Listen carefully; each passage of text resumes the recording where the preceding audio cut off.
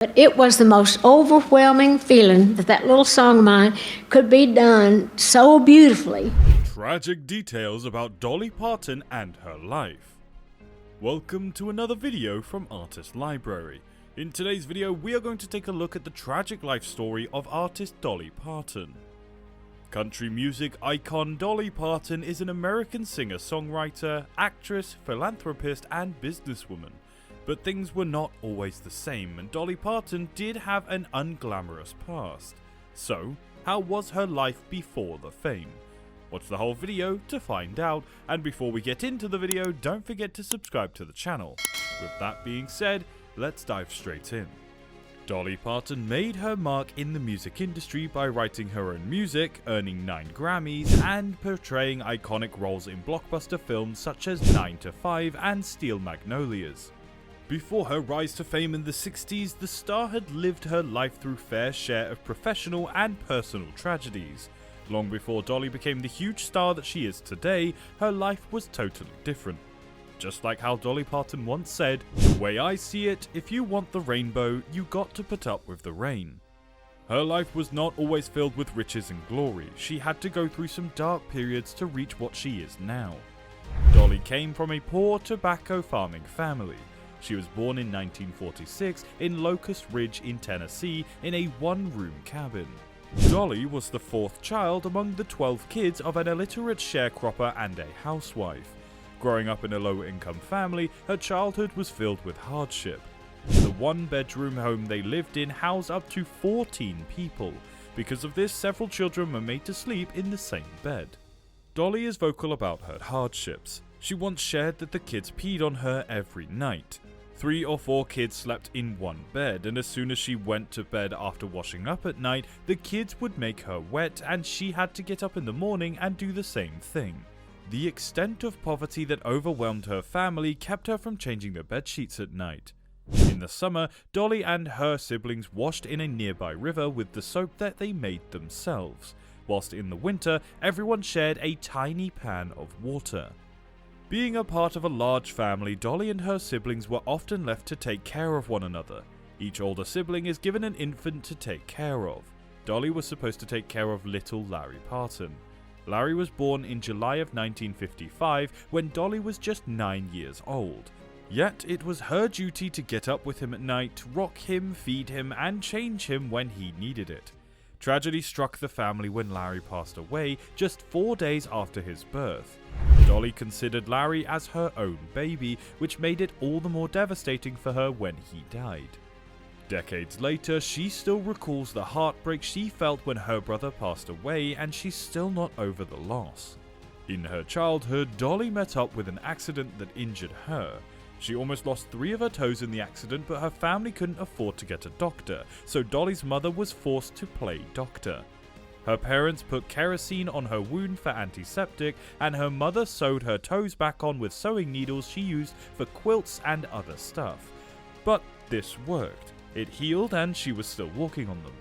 She had to go through the pain of losing one of her treasured possessions. In an interview, Dolly Parton explained that one of her uncles had made a Martin brand guitar that she was absolutely obsessed with, and he eventually gave that to her.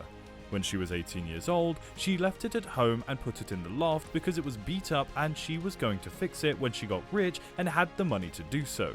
But that unfortunately never happened. The loft tragically burnt down, taking most of the guitar with it. All that was left was its neck. Dolly learned about her love for music from her mother's side of the family. She started writing songs by the age of 7, and that's something I can never relate to because at that age I could barely tie my own shoes. I mean, even now.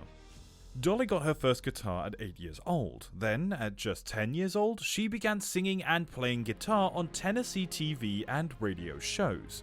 Dolly's uncle Bill Owens saw potential in her and introduced her to Kaz Walker, a man with a radio program and a local TV show. Soon, Dolly was performing as a regular on the show.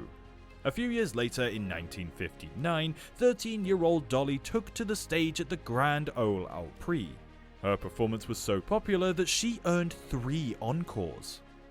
The day after she graduated high school, Dolly left her home in the Appalachian Mountains and moved to Nashville to pursue her career in singing and songwriting in country music capital of the world. From there, her flourishing career in music truly began. Her debut country single, Dumb Blonde, reached number 24 on the charts, and the hits just kept coming. After the release of her debut album, Hello, I'm Dolly, in 1967, Dolly was chosen by Porter Wagoner, a bona fide Nashville star, to be in his television variety program and his road show. He was immediately impressed by the 20-year-old Dolly Parton's beauty, brains, and talent. In 1974, 28 years old, Dolly Parton intended to pursue a solo career, but for this, she had to part ways with Porter Wagoner, her longtime mentor, collaborator, and friend. She was part of his television show for 7 years, and for her, it was long past the time to go out on her own. She'd planned to be on the show for 5 years, but remained for 7. Wagoner disagreed with Dolly's wish. He was distraught over her wish to leave and tried to make her change her decision. She tackled the decision and situation in the best way. After confronting Wagoner, Dolly went home and wrote the song I Will Always Love You. She performed it for him the next day. Wagoner was deeply touched by it and decided to let her go. Well, Dolly does know how to get things to work her way though. But things didn't end there. Wagoner sued Dolly for breach of contract. The two were in conflict for years and then decided to end it and went back to being friends. True to the song, Dolly was by his side when he died.